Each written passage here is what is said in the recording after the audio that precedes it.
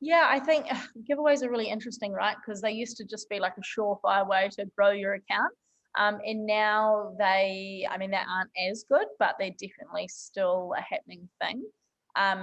We kind of talk about it, and I like to use the acronym, the ACE method. So, if we can first think about how we're going to attract our target audience, it has to be not only appealing to them, like in terms of they want to win the thing, but number two, you have to make it look visually appealing. So, if you look at any account like Tidal here, you look at Lux Fitness, or Good For Me products, like they all do these giveaways, or even Bambi Boutique, they do these giveaways that are just like they look massive, right? So they're targeting like young females.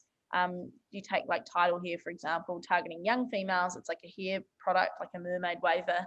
And even though they sell like hair products, they will give away like makeup, they might give away concert tickets, something that their target, or they know their target audience will be interested in.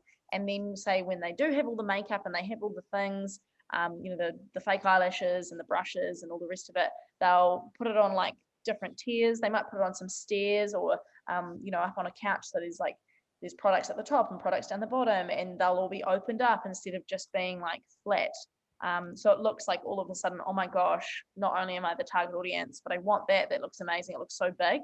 And then if you see in terms of collaborate, so in the case of like Tidal here, they did that. Oh, who's that girl from?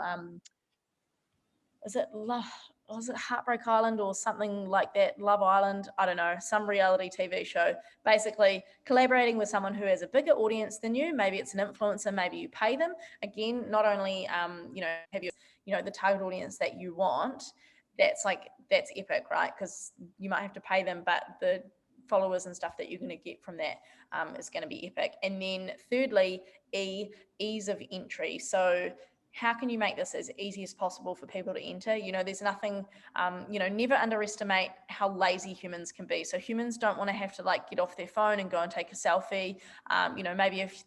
Maybe if you were going to win like a house, which sounds ridiculous, but it's true. Like if all they have to do is tag a friend or drop an emoji in the comments and then maybe share it to their story, and they can choose one of the three, you're going to get way more buy-in and way more entries. And if more people are dropping emojis in the comments or more people are tagging their friends, that means it's going to get seen by more and more people. So you're better off to just say, one thing we might say is like, one comment equals one entry, shared a story equals 5 entries, enter as many times as you like. And so, if we look at that as a whole, attract your target audience, make it look big, give away something they want. C, collaborate. Is there another business or an influencer that shares your target audience that's going to benefit you? Maybe you put more into the prize, so that it's kind of a level playing field, or maybe you pay the influencer. And then E, ease of entry, make it as easy as possible. You want that giveaway in as many places as possible. You can also put a little bit of ad spend behind it once you've kind of posted it and it's all happening. There's definitely an option too. And you could just put a couple of $100 behind it and see what sort of happens. I've actually experienced giveaways.